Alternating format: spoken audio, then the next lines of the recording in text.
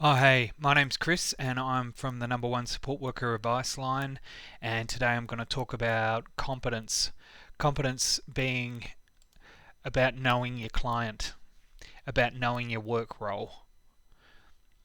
You will find the answers you seek in the ISPs, the support plans, the history, the present day goals, the future desires of the client are all in the ISP.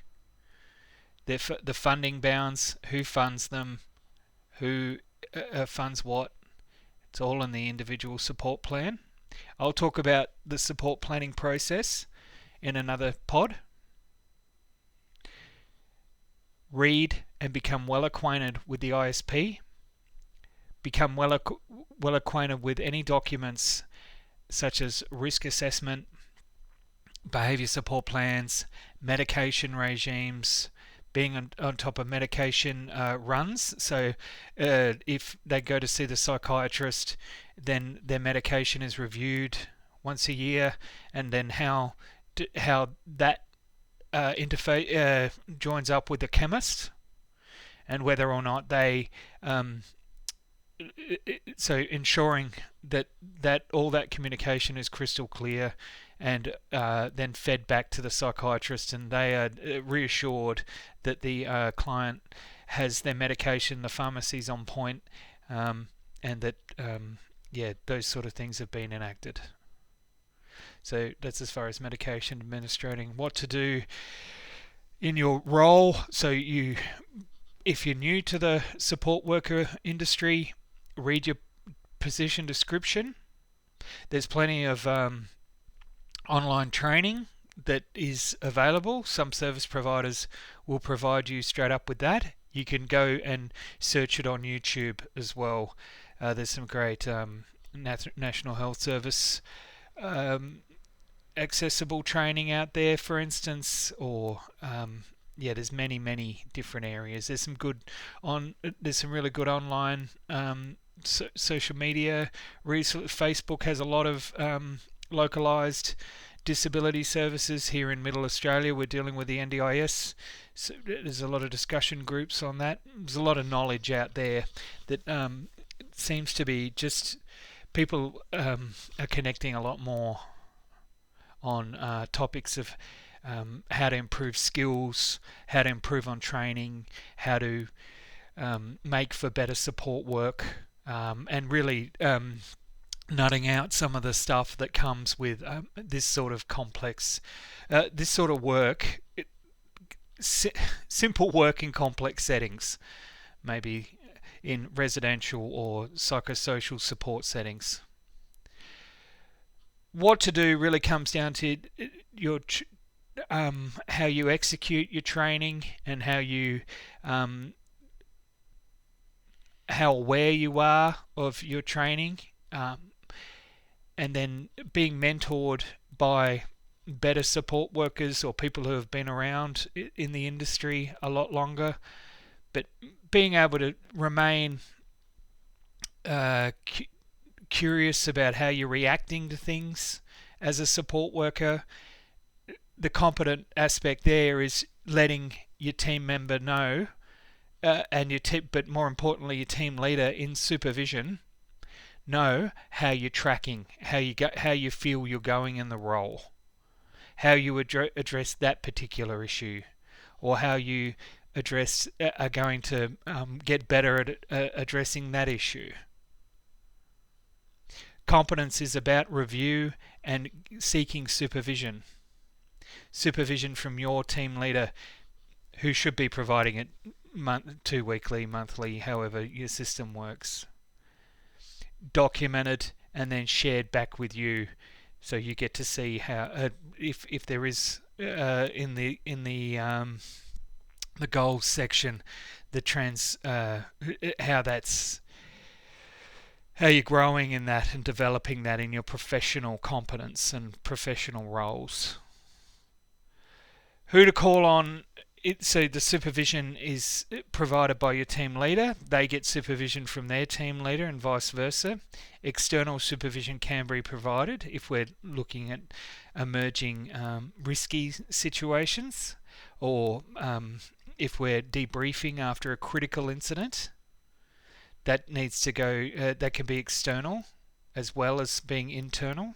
You can ask to access those services if you need be, and that's part of building reflection technique, being able to look back on how you do the work. So also with our training, there's intuition in and how we were raised, that really dictates how we get along with clients in our paid support worker roles. We need to think about our own values and how we are going to be forgiving of others if their values aren't like ours, or if we're naturally put off by something in someone else. We can very naturally not like that about a person. But if we're in a paid support environment, we need to be able to recognize that in ourselves and talk to somebody about that. So part of competence is reflection, part of it is self-awareness. Self-awareness in what we bring to the party, what we take to our workday, our mood, how we're contributing to a positive environment for others. We are being paid to keep positivity up.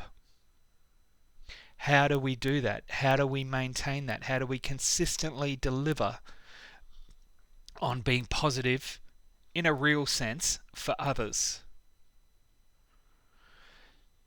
So our intuition is there, our gut feeling. Our gut feeling as we should be able to rely on our gut feeling. When we think something doesn't look right, we should tell somebody straight away. We are in a reporting and recording role as support workers. We need to document for future funding everything that goes on in objective ways which can be easily translated into positive terms for the client. Part of our competence training is about how to handle a crisis, and knowing what to do in an emergency situation. There'll be differing strengths in a team. People will have different strengths. Some may be really good in a crisis, some may not be. But in the reflection process of a critical incident, when we're reflecting on how the critical incident occurred, when we're going over the notes of the critical incident reporting, we should be able to determine how people reacted in the crisis, and where we are able to give people further training on how to handle things that might go wrong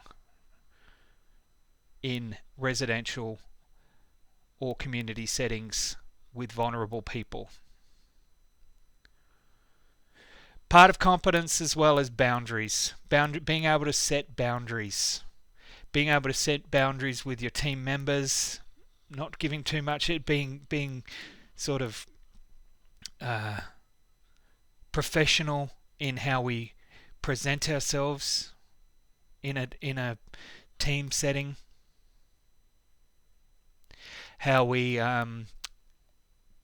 hold boundaries with clients who may want more information than they should about us. It's a different topic. The main thing about competence building is establishing a healthy culture with good communication and good communication tools. So a transparent document transparent communication book, a culture of being able to email your boss, being able to email your line supervisor, and a culture of knowing that you can email their boss as well. Well, that one turned out to be a bit more. There's a few strings to that. There's a few more avenues to this talk, but I hope you got some ideas out of it.